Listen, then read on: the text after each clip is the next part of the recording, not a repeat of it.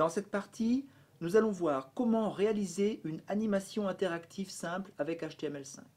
Nous allons pour ça reprendre le concept d'événement JavaScript et l'adapter au contexte du canvas en prenant deux exemples, le cas d'une interaction clavier et le cas d'un clic souris. Comment associer interaction et animation? Une des utilisations les plus courantes du clavier consiste à utiliser les touches de flèche pour diriger un objet en mouvement. L'exemple qui suit reprend une animation précédente consistant à déplacer un rectangle du haut vers le bas et à l'adapter pour prendre en compte une interaction clavier. Remémorons-nous le code de l'animation. On identifie aisément la partie de code définissant le canvas. La partie de code permettant de lancer une fonction de dessin à intervalles réguliers. La partie de code correspondant à cette fonction de dessin, au sein de laquelle on identifie la méthode translate qui, à chaque itération, déplace le contexte d'une quantité 0 suivant x et 2 suivant y, soit pour l'instant donc une translation sur un axe vertical et de haut en bas. C'est précisément sur ce déplacement suivant x que l'on va jouer.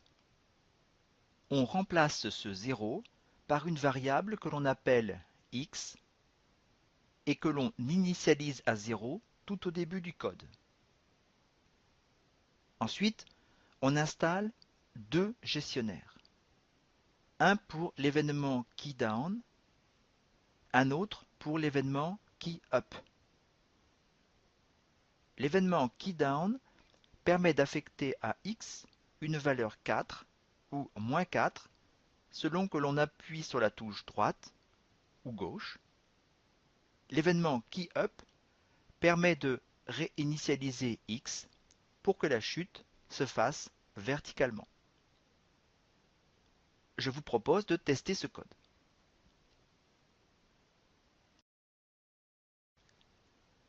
Dans l'exemple précédent, une interactivité clavier se traduisait par un changement de paramètres dans les méthodes de dessin associées au canvas. Voyons sur un autre exemple comment introduire une interactivité souris sur le canvas lui-même. Le canvas étant un objet de la page HTML, on peut lui associer, de la même façon que précédemment, un gestionnaire.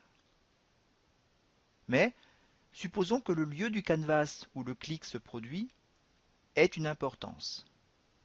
Supposons, si l'on reprend l'exercice des cercles qui se déplacent de haut en bas, que l'on souhaite faire disparaître le cercle sur lequel on clique. Rappelons que le canvas est une image constituée de pixels. L'objet cercle n'existe pas en tant que tel. En d'autres termes, on ne peut pas mettre en œuvre un gestionnaire sur un cercle, mais seulement sur le canvas tout entier. La solution est la suivante. On se rappelle que le contenu du canvas est redessiné à intervalles réguliers. On installe un gestionnaire sur le canvas. Si un clic bas se produit sur le canvas, on détermine la position de ce clic par rapport au canvas. On teste si on clique à l'endroit où un cercle est dessiné. Pour que ceci soit possible, il faut à chaque instant disposer d'un tableau des coordonnées du cercle. Si c'est le cas, alors lors de l'itération suivante, on va redessiner le canvas, mais sans le cercle en question. La difficulté est maintenant de déterminer la position du clic par rapport au canvas. Voyons comment mettre tout ça en œuvre. Premièrement, installer un gestionnaire de clics sur le canvas. Nous avons déjà fait cette opération plusieurs fois. Ici, c'est la syntaxe classique. Si vous préférez utiliser jQuery, vous trouverez facilement la syntaxe événementielle associée sur le web. 2. Initialiser un tableau avec les coordonnées des cercles. Pour chaque cercle, on définit ainsi la position selon X, la position selon Y et le rayon. La signification de la quatrième valeur sera donnée tout à l'heure. 3.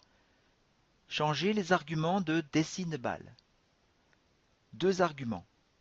L'identifiant du cercle dans le tableau, 0 pour le premier cercle, 1 pour le deuxième, etc.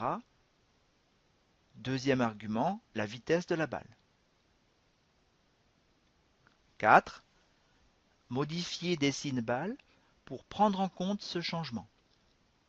En profiter pour rajouter une ligne qui modifie à chaque itération la coordonnée suivant Y du cercle que l'on dessine. À ce stade, si l'on teste, on a un fonctionnement identique à l'animation précédente. Il nous reste donc à exploiter le clic et à définir la fonction clickCanvas donnée plus haut comme argument du gestionnaire de clics sur le canvas. Cinquième étape, calculer la position de la souris dans le document. Les coordonnées de la souris par rapport à la page HTML sont les attributs PageX et PageY de l'événement qui vient de se produire. Facile. Trouver les coordonnées du canvas dans la page est ici simple. Les attributs offsetLeft et offsetTop d'un élément sont ses positions selon X et Y par rapport à son conteneur. Ici, le conteneur du canvas est la page. Une fois ces coordonnées déterminées, il est facile de déterminer la position du clic par rapport au canvas. En bouclant, sur le tableau des cercles, on teste si l'un des cercles est concerné. Si c'est le cas, on met le dernier élément du tableau à 0. À quoi nous sert ce quatrième élément du tableau des cercles? C'est l'étape 8.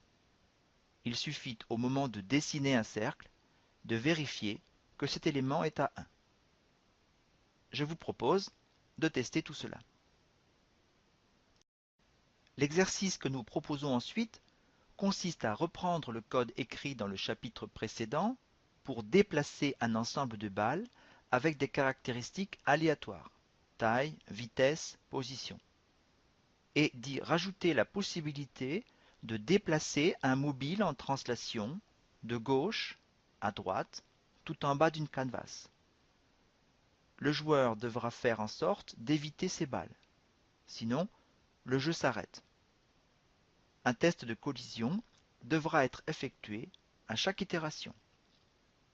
Attention, ici, on se rappelle qu'après chaque dessin, le contexte est restauré à sa position initiale.